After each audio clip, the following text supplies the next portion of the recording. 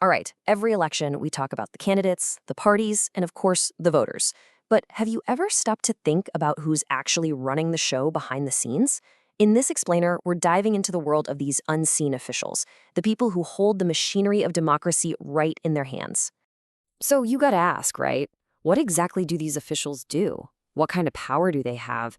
And maybe most importantly, what happens if they mess up? Well, we're about to pull back that curtain. And this isn't just guesswork, it's all laid out in the rulebook, India's Representation of the People Act of 1951. So here's our game plan. First, we'll meet the key players. Then we'll get into this great analogy of the architect versus the site manager.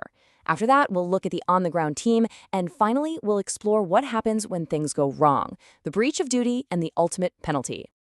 Okay, let's dive right in by looking at the legal framework that basically builds the entire administrative backbone for an election. Yeah, this whole process isn't just improvised. It's a really carefully constructed pyramid of responsibility, you could say.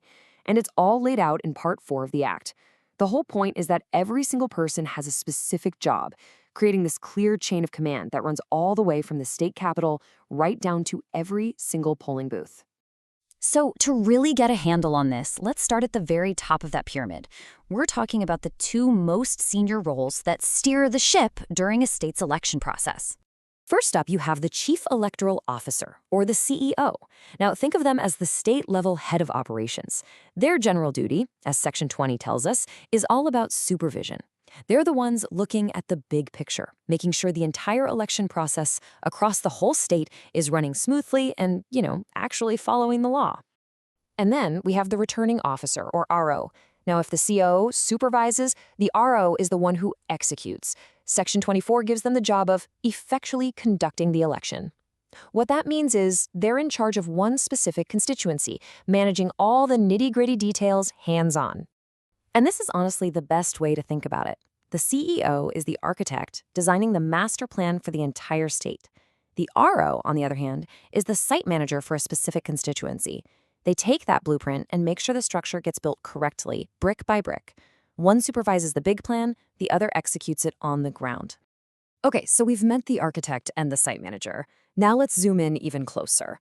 Let's talk about the officials who are actually at the polling stations, the people who make Election Day happen for every single one of us. Now, a single constituency can be a huge area to manage, right? It's often way too much for one person. That's where Assistant Returning Officers, or AROs, come in. Section 22 allows for them to be appointed to assist the RO. They're basically crucial deputies who can perform any of the RO's functions, acting as a backup to make sure nothing falls through the cracks. And at the polling station itself, the person in charge is the presiding officer. If we stick with our analogy, if the RO is the site manager, the presiding officer is the foreman. Section 27 gives them a clear job: manage the station, keep order, and make sure the vote is conducted fairly. On Election Day, inside that room, they have the final say. So we have this really solid system of officials with very clear jobs. But what happens when someone in this chain of command fails? What happens when the system breaks? Well, the law has some very specific answers for that. You see, accountability is built right into the law. Section 134 lays down the basic principle. It says that if an official without reasonable cause is guilty of any act or failure to act that breaches their official duty, there are going to be consequences. For a general, kind of non-specific breach, the penalty might start with a fine of up to 500 rupees. But, and this is a big but, that is just the beginning. The consequences get a whole lot more serious really fast. For instance, impartiality is completely non-negotiable. Section 129 makes it absolutely clear that an official cannot try to influence a voter in any way. This is a core principle. The people running the election have to be totally neutral. And look at the penalty for breaking that trust. It's not just a fine. Violating this rule can lead to up to 6 months in prison. That really shows you just how seriously the law treats any attempt to compromise the integrity of the vote. Then we get to even more serious stuff, which is detailed in Section 136. We're talking about things like fraudulently destroying nomination papers or interfering with ballot boxes. These are actions that strike at the very heart of what makes an election fair.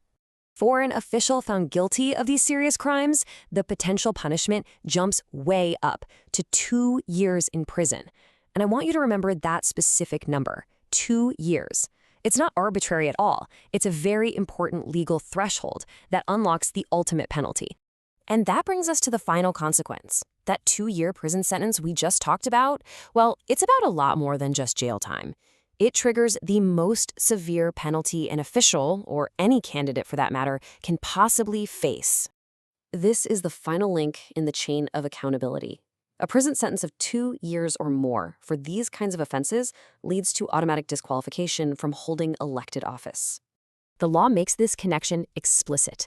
Section 8, subsection 3 does not mess around. It clearly says that a person convicted and sentenced to not less than 2 years shall be disqualified. It's right there in black and white. So this is how it all connects. An official commits a serious breach of duty, like we saw in Section 136. That leads to a conviction and a sentence of 2 years or more. And that conviction then automatically triggers the disqualification clause in Section 8. It's a clear, legal, 3-step process designed to ensure there are severe consequences for anybody who compromises an election's integrity.